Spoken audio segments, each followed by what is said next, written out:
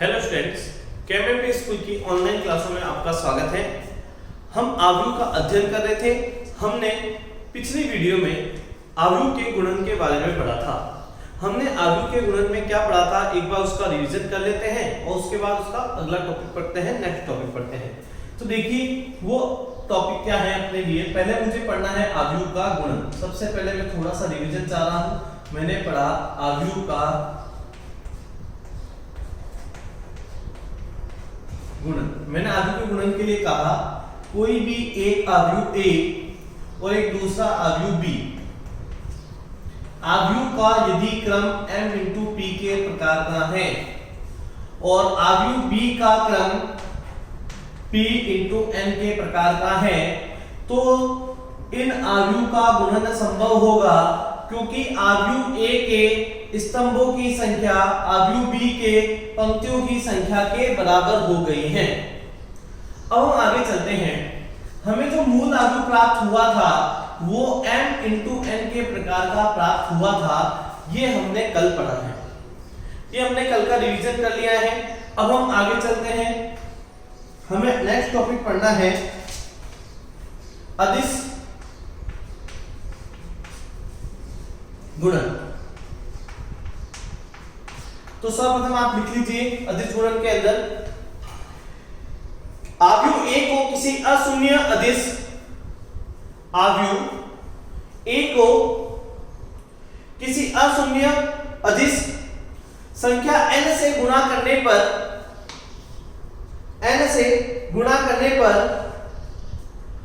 प्राप्त आव्यूह Na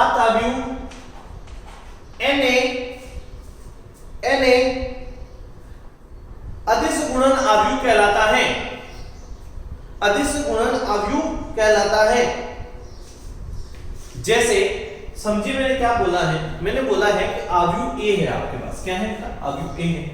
आप क्या चाहते हैं, किसी अदिश संख्या से गुणा करना चाहते हैं। देखिए अदिश गुणन का मतलब ही क्या हुआ, किसी भी अदिश। अभी अदिश संख्या क्या हो सकती है, हो सकता है कोई अल्फाबेट अक्षर हो जाए, हो सकता है कोई संख्या हो जाए, कुछ भी हो सकता है। तो मैंने कहा कोई भी अदिश संख्या से गुणा करने पर जो प्राप्त आव्यूह होगा Na, उसे अदिश गुणन आव्यूह कहते हैं। जैसे मैं उदाहरण लिखेगा, जैसे मैंने एक छोटा सा उदाहरण बताया आपको कि जैसे मेरा A दे रखा है 5 2 3 4, ये आव्यूह मुझे दे रखा है, सही। अब मुझे क्या करना है, मुझे 5A निकालना है। तो मैं क्या करूंगा, इसके प्रत्येक अवयव को 5 से गुणा कर दूंगा। तो मैंने इसके प्रत्येक अवयव को किससे गुणा कर दिया, 5 से। जैसे मैं इसे 5 से गुणा करता हूं तो देखिए क्या मिलता है मुझे। जब मैं इसको 5 से गुणा करूंगा तो ये 25 बन जाएगा। जब इसको 5 से गुणा करूंगा तो ये 10 बन जाएगा। जब 5 को इससे गुणा करूंगा तो ये 15 बन जाएगा। जब 5 को इससे गुणा करूंगा तो क्या बन जाएगा, 20 बन जाएगा। उम्मीद करता हूं समझ में आ गया होगा। कुछ भी नहीं करना था, ये आव्यूह A लेना था और कोई भी एक अदिश संख्या यदि आ जाए तो इतना ध्यान रख लीजिए कि उसके प्रत्येक अवयव से उसे क्या कर दीजिएगा, गुणा कर दीजिएगा। यही आपको करना है और कुछ भी नहीं करना है। वीडियो पॉज कीजिए, नोट डाउन कर लीजिए।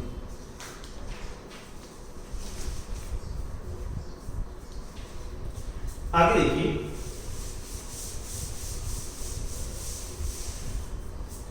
अब हमें पढ़ना है आव्यूह योग गुणधर्म।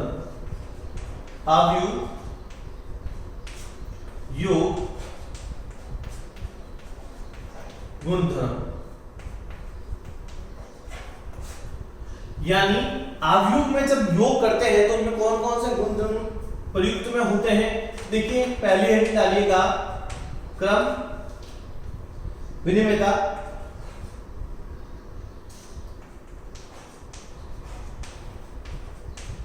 फिर थोड़ी सी जगह छोड़ दीजिए, फिर दूसरी हेडिंग डालिएगा सहचार्यता,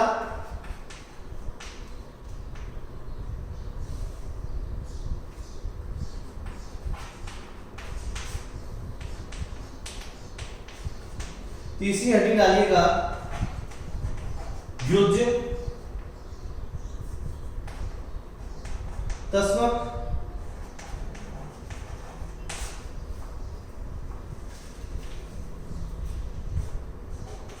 चौथी हेडिंग डालिएगा योज्य प्रतिलोम और अंतिम हेडिंग डालिएगा निरस्तन नियम। प्रत्येक के बीच 2 लाइन छोड़ दीजिएगा। देखिए हमें इसे सिद्ध नहीं करना है, हमें इसे पढ़ना है कि क्या होता है, किस तरीके से हमें इसे कंप्लीट करना है। तो क्रम विनिमयता नियम से हम क्या जानते हैं? क्रम विनिमयता का नियम क्या है? जैसे मैं अगर आपको समझाऊं, सबसे छोटे रूप में समझाऊं, यदि मैंने 2 में 3 जोड़ा तो मुझे क्या प्राप्त होगा? 5 प्राप्त होगा। तो यदि मैंने 3 में 2 जोड़ा तो मुझे क्या प्राप्त होगा? 5। यानी सामान्य संख्या में देखा जाए तो यह क्रम विनिमयता का पालन करते हैं। जैसे 2 + 3 किया तो भी मुझे 5 प्राप्त होने वाला है, और 3 + 2 करने पर भी मुझे क्या प्राप्त होने वाला है? 5 प्राप्त होने वाला है। उसी प्रकार हमें आव्यूह के अंदर पढ़ना है कि इनके गुणधर्म कैसे काम करते हैं। तो देखिए इसमें आप लिख दीजिएगा शॉर्ट में a + b बराबर होता है किसमें? b + a के। यानी आपने यदि a में b आव्यूह को ऐड किया, यदि b में a आव्यूह को ऐड किया तो ये दोनों बराबर होते हैं। उससे पहले ऊपर लिख दीजिएगा a व b अनुकूल आव्यूह हैं। अनुकूल आव्यूह का मतलब क्या होता है कि इन दोनों के क्रम समान होने चाहिए। इसकी बात मैं आपको पिछले वीडियो में कर चुका हूं। तभी संभव होगा जब दोनों आव्यूह क्या होंगे? समान होंगे। इनका क्रम कैसा होना चाहिए? समान होना चाहिए। तो क्रम कैसा होना चाहिए? समान। जैसे अगर ये 2 × 3 के क्रम का है तो b का भी क्रम कितना होना चाहिए? 2 × 3 का होना चाहिए। तो इसको शॉर्ट में हम लिख देते हैं a + b बराबर होता है b + a के। और साथ लिख दीजिएगा a व b समान क्रम के अनुकूल आव्यूह हैं। आगे लिखिए सहचालिता। अब हमें आगे पढ़ना है सहचालिता। सहचालिता के अंदर एक रूल लिखता है a + b ब्रैकेट +c बराबर होना चाहिए a + b + c। और इसमें भी यही कंडीशन डाल दीजिएगा। सहचालिता का मतलब होता है कि 2 अवयव को यदि जोड़ दिया जाए, उसके बाद यदि तीसरे अवयव को जोड़ा जाए, या हम ये कहें कि पहले अवयव को एज इट इज करके अंतिम 2 अवयव को जोड़ दिया जाए तो प्राप्त परिणाम बराबर होना चाहिए। तो इसमें यह सहचालिता नियम का पालन करता है और ये दोनों हमें क्या प्राप्त होते हैं? बराबर प्राप्त होते हैं। ये आप अच्छे से लिख दीजिएगा और लिख दीजिएगा a b c समान क्रम के अनुकूल अवयव हैं। जो मैंने एक लाइन के रूप में 2 लाइन छोड़ी, एक लाइन में लिखना है, दूसरे में क्या लिखना है? जहां a b c समान अवयव के अनुकूल अवयव हैं। नेक्स्ट देखते हैं तीसरा योज्य तस्मक। हमें लिखना है कि a + 0 बराबर a या 0 + a। यहां 0 शून्य अवयव को प्रदर्शित करता है। याद रखिएगा यदि a का क्रम 3 × 5 का है तो इस शून्य के अवयव का भी क्रम कितने का होगा? 3 × 5 का होगा। तो आप ये चीज माइंड में डाल देंगे, लिखने के बाद लिख लें यहाँ 0 शून्य अवयव को प्रदर्शित करता है और इन दोनों के क्रम समान होंगे। इन दोनों के क्रम कैसे होंगे? समान होंगे। अच्छे से देख लीजिए, इन दोनों के क्रम कैसे होने चाहिए? समान होने चाहिए। तो 3 नियम हमारे कंप्लीट हो चुके हैं। नेक्स्ट नियम देखते हैं योज्य प्रतिलोम। देखिए योज्य प्रतिलोम में क्या लिखना है? आपको लिखना है a + -a बराबर 0 -a + a। देखिए आपको कहा गया यदि किसी अवयव को -से गुणा कर उसमें जोड़ दिया जाए तो हमें एक शून्य अवयव प्राप्त हो जाता है। इसे योज्य प्रतिलोम के नाम से जानते हैं। तो इसको लिख दीजिएगा, आपको समझ में आ जाएगा। अब लास्ट और अंतिम नियम रहता है हमारे पास निश्चण नियम। निश्चण नियम कहता है यदि a b तथा c एक ही क्रम के 3 अवयव हैं तो a + b बराबर a + c बराबर b बराबर c। या हम कह सकते हैं b + a बराबर c + a तो b बराबर c। ये निश्चय नियम को व्यक्त करता है। देखिए इस नियम के अंदर क्या है?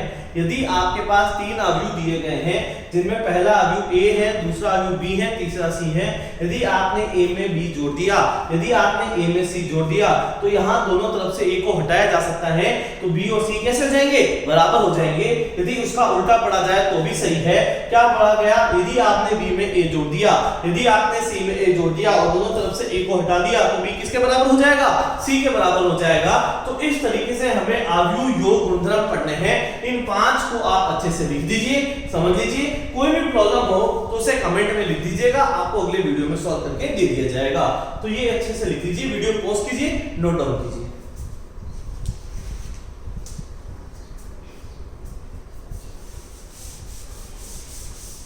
देखिए ये सारे जो नियम होते हैं ये अपनी नॉलेज के लिए होते हैं, इन्हें हमें अच्छे से समझ लेना चाहिए। हमें कहीं ना कहीं ये गुणधर्म प्रश्नों को हल करते हुए काम आएंगे, तो इन्हें अच्छे से समझ लीजिएगा।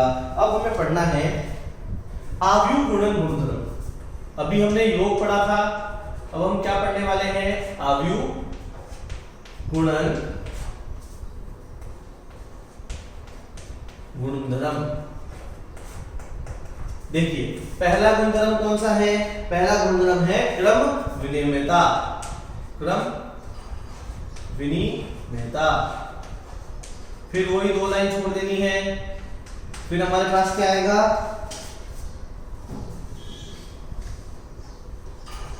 सचालिता।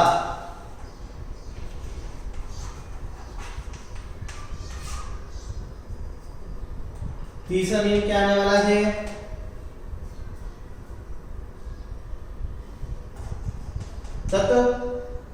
तत्समकता। तत्समकता। ये 3 नियम हमें पढ़ने हैं और लास्ट और अंतिम नियम होगा बटनता।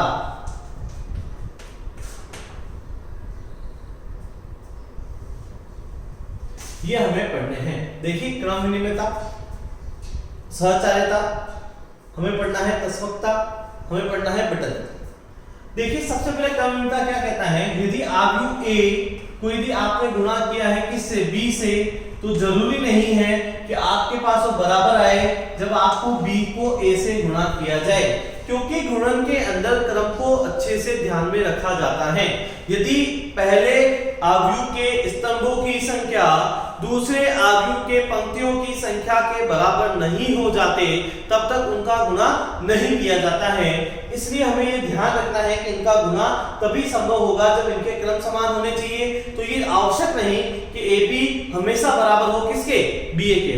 हो भी सकता है और नहीं भी हो सकता, तो ये चीज कंपल्सरी नहीं है। इसी तरीके से सहचार्यता देखिएगा, यदि आपने AB निकाला है उसके बाद आप C निकाल रहे हैं तो यह बराबर नहीं होता है किसके? यदि आपने BA निकाला, सॉरी आपने एज इट इज कर दिया और किसको बराबर कर दिया? BC को कर दिया। यह आवश्यक नहीं है कि यह कभी सहचार्यता नियम को पालन करे। कर भी सकते हैं और नहीं भी कर सकते, इसके लिए हमें देखना पड़ेगा। अभी यह आपने देखिए अगर ये चीज कर रखी है, ये सहचार्य नियम का पालन कर रहे हैं। देखिए कार्य में बता देता हूं क्या होगा, माफी चाहता हूं। देखिए एक बार क्या हुआ, आपने कहा AB का गुणा आपने किससे किया? C से, फिर आपने A एज इट इज दिया और BC का गुणा कर दिया, तो ये तभी संभव होता है। लिख लीजिए, एक बार मैं लिखा देता हूं आपको। यदि आव्यूह A B तथा C औसत गुणन AB तथा BC के अनुकूल्य है। वापस देख लीजिए कंडीशन क्या थी, मैंने कहा था बराबर नहीं होंगे, लेकिन इसमें कंडीशन डाल दी है तब बराबर हो रहे हैं। कंडीशन डालने के बाद बराबर हो सकते हैं। देखिए कंडीशन क्या है, क्या कहा गया है? यदि आव्यूह A B तथा C औसत गुणन AB तथा BC के अनुकूल्य हो तो आव्यूह गुणन के लिए सहचार्य नियम का पालन होता है। तो आव्यूह गुणन के लिए किसके नियम का पालन होगा? सहचार्य नियम का पालन होता है। अच्छा एक चीज मैं बता देता हूं, ये हमेशा आवश्यक नहीं है कि क्रम विनिमय नियम का भी पालन नहीं करे। ये क्रम विनिमय नियम का भी पालन कर सकते हैं। आप देखेंगे तो आपको कहीं ये भी मिल जाएगा कि क्रम विनिमय नियम का पालन कर रहे हैं। ऐसा हमेशा कंपल्सरी नहीं होता है। काफी टाइम देखा गया है कि क्रम विनिमय नियम का पालन करते हैं, काफी टाइम में देखा है सहचार्य नियम का भी पालन करते हैं। तो ये कर भी सकते हैं, नहीं भी कर सकते। इसके लिए अनुकूल स्थितियों का होना बेहद आवश्यक है। तो ये चीज याद रखिएगा। मैंने जो आपको पहले बताया था ये बराबर नहीं हो रहे हैं, उस समय अनुकूल स्थितियां नहीं थी, तो मैं सही था। अगर मैं आपसे चाहूं तो उस समय मैं सही था, लेकिन मैंने अब अनुकूल स्थितियां लगा दी है तो ये दोनों क्या होंगे? बराबर हो जाएंगे। अब आगे देखते हैं हम तत्समकता। यहां लिखना है आपको I M A बराबर होता है A I N, जहां IM और IN इकाई आव्यूह क्रम के होते हैं। देखिए ये लिखने के बाद लिख लीजिए, ये लिखने के बाद लिख लीजिए जहां IM M क्रम का इकाई आव्यूह IM M क्रम का इकाई अवयव, IN N क्रम का इकाई अवयव होता है, जहां IM M क्रम का इकाई अवयव और जहां IN N क्रम का इकाई अवयव होता है। अब अंतिम रूप से हमारे पास एक नियम बचता है बटनता। उस बटनता को देख लेते हैं, उसमें क्या है। इसमें बोला गया है जैसे A B प्लस C, तो ये बराबर होता है AB प्लस AC के, और हमें लिखना है A प्लस B, ये है C, तो ये AC प्लस BC के बराबर होता है। लिख लीजिएगा, यदि अवयव A B C आवश्यक योग एवं गुणन के लिए अनुकूल्य है, यदि A B C आवश्यक योग के लिए अनुकूल्य है, आवश्यक योग के लिए अनुकूल्य है, तो अवयव गुणन के लिए बटन नियम का पालन होता है। तो अवयव गुणन के लिए बटन नियम का पालन होता है। वीडियो पॉज कीजिए, नोट डाउन कीजिए, और कोई प्रॉब्लम हो तो आप मुझसे शेयर कर सकते हैं, पूछ सकते हैं, मैं आपका इसका सॉल्यूशन करवा दूंगा। लिख लीजिए आप वीडियो पॉज करके।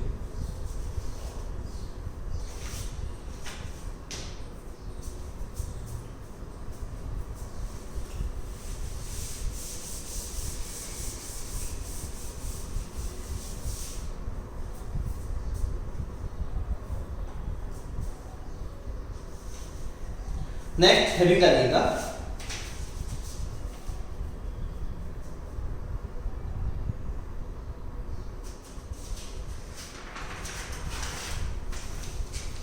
शून्य के भाजक।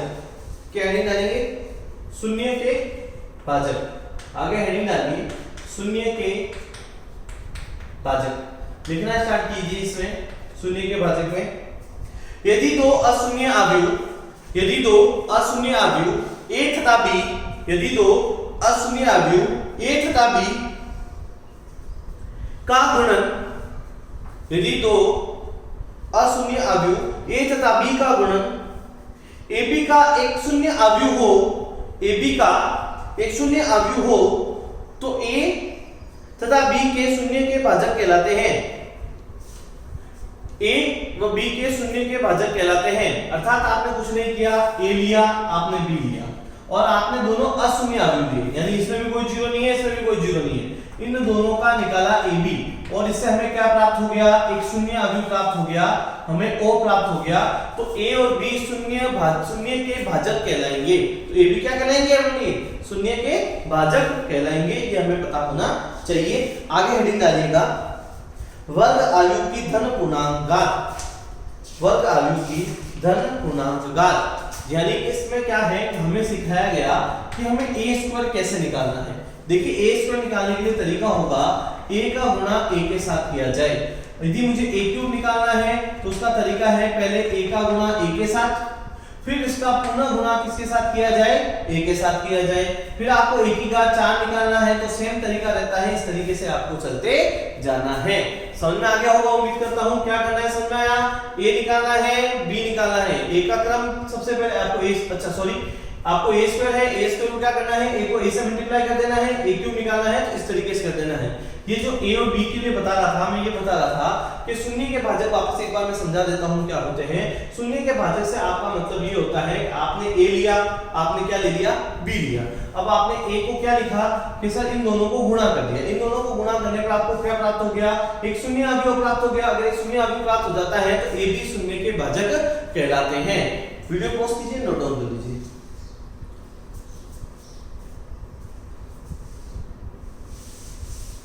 इतना पढ़ने के बाद अब हम चलते हैं अपनी एक्सरसाइज में।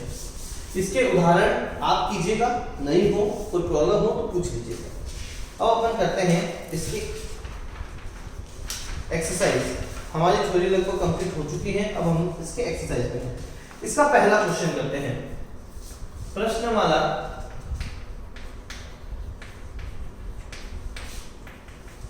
3.2 की आपसे बात करना चाहते हैं। पहला क्वेश्चन, पहले क्वेश्चन में क्या बोला गया? यदि a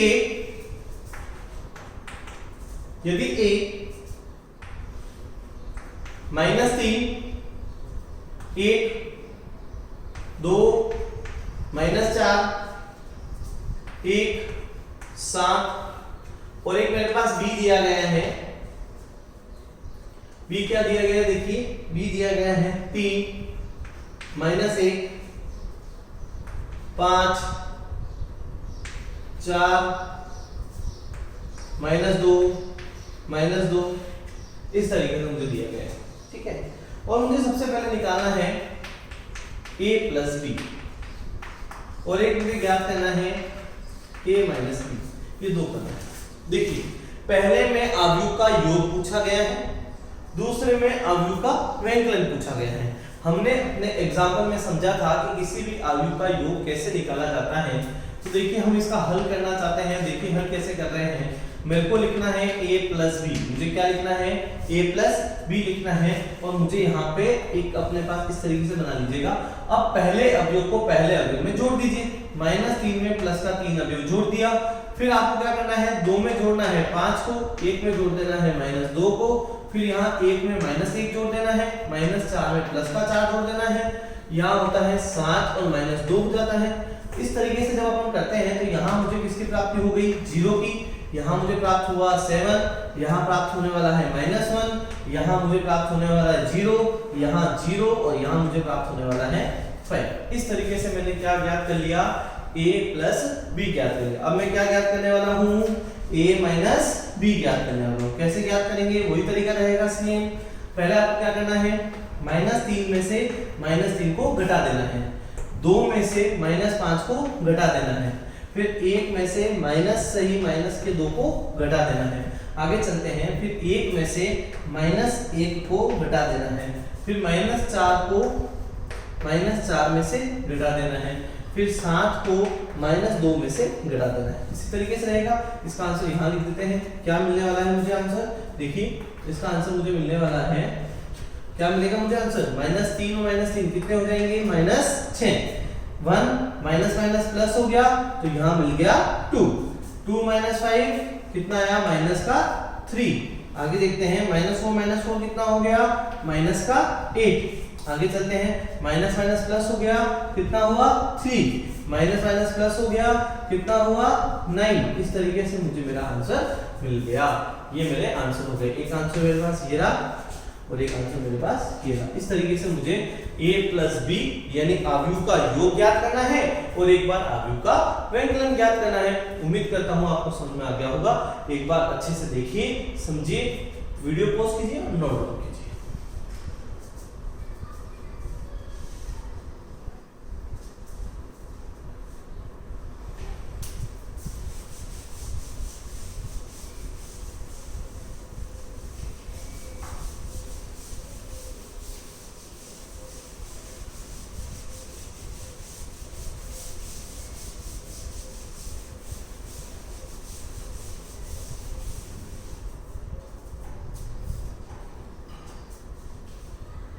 देखिए इसका नेक्स्ट क्वेश्चन करते हैं।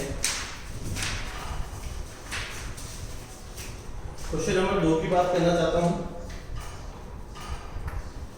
यदि a प्लस b की जो वैल्यू दी गई है मुझे, वो मुझे दी गई है -7 2, यहाँ दिया गया है 0, यहाँ दिया गया है -5, फिर मुझे दिया गया है a माइनस b, यहाँ मिल जाएगा मुझे 3, यहाँ मिल जाएगा मुझे 0, यहाँ मिलने वाला है -2, यहाँ मिलने वाला है 3 और मुझे कहा गया है a व b के मान ज्ञात कीजिए। यानी मुझे एक बार अवयव का योग दिया गया है, एक बार मुझे अवयव का क्या दिया गया है, व्यंकलन दिया गया है और मुझसे कहा गया है a व b ज्ञात कीजिए।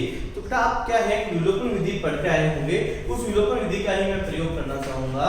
सबसे पहले मैंने a प्लस b लिख दिया, कितना था, -7 2 0 -5, राइट है।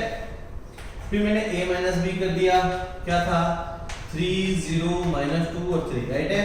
अब आपको कुछ नहीं करना है, प्लस माइनस तो कट गए, a प्लस a कितना हो गया, 2a। अब आपको इसको ऐड कर देना है, जोड़ देना है। तो -7 में क्या जुड़ेगा, 3, 0 में क्या जुड़ेगा, -2, 2 में क्या जुड़ने वाला है, 0 और यहाँ पे -5 में क्या जुड़ने वाला है, प्लस का 3 ये जुड़ेगा, माइनस 7 में क्या जोड़ दिया मैंने प्लस का 3, 2 में प्लस का 0, 0 में माइनस का 2 और माइनस 5 में 3 जोड़ दिया। तो मुझे जो 2a प्राप्त होने वाला था वो क्या होने वाला था वापस देखते हैं। मुझे प्राप्त हो गया माइनस का 4, मुझे प्राप्त हो गया 2, मुझे प्राप्त हो गया माइनस 2, मुझे प्राप्त हो गया माइनस का 2, ये प्राप्त होने वाला है। अब आपको क्या करना है, आपको तो एक ही वैल्यू चाहिए, तो एक ही वैल्यू के लिए आपको 1/2 करना पड़ेगा और इन सबका भाग देना पड़ेगा। यहाँ पे -4, 2, -2, क्यों ना इसमें से 2 कॉमन ले लिए जाए। तो मैंने इसमें से 2 कॉमन ले लिए, तो मेरे पास यहाँ 2 बच गए। 2 बचने के बाद यहाँ बच गया -2, यहाँ 1, -1 और -1 बच गया। कुछ इस तरह की वैल्यू बच जाएगी आपके पास। 2 से 2 कट गया, तो एक ही जो वैल्यू आई है वो कितनी आई है, -2, 1, -1 और -1 प्राप्त हो चुकी है। तो देखिए आपको एक आव्यूह तो मिल चुका है, मिल गया आपको आव्यूह।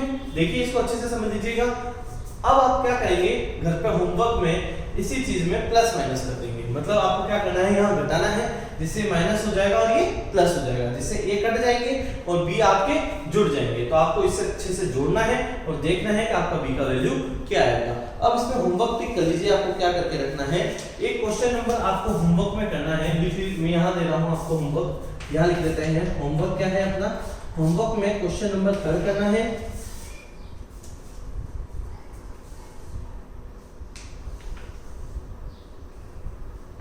और एक क्वेश्चन नंबर 5 करना है। 3rd और 5th करने की कोशिश करनी है। अगर आपसे हो जाते हैं तो अच्छी बात है, नहीं तो हम अगली वीडियो में इसकी बात करेंगे। आप इसे अच्छे से पढ़िएगा, थोड़ी बेटा आप मेहनत कीजिए। अगर आपके पास बुक नहीं है तो नेट पे अवेलेबल है, उसे डाउनलोड कर लीजिए, उससे पढ़िए कि ये क्या होते हैं, किस तरीके से होते हैं। थ्योरी हमने पूरी कंप्लीट कर ली है। अगर आपको कोई थ्योरी समझ में नहीं आई है तो आप अपने कमेंट में पूछ सकते हैं, मैं आपको वापस समझा दूंगा। आप इसे अच्छे से देखिए, क्वेश्चन करने की कोशिश कीजिए। ये इतना ईजी चैप्टर है कि आप घर बैठ के कर सकते हैं। अगर आप घर बैठ के ट्राई करेंगे तो आपसे 100% हो जाएगा। कोशिश कीजिए, करते रहिए। Thank you so much.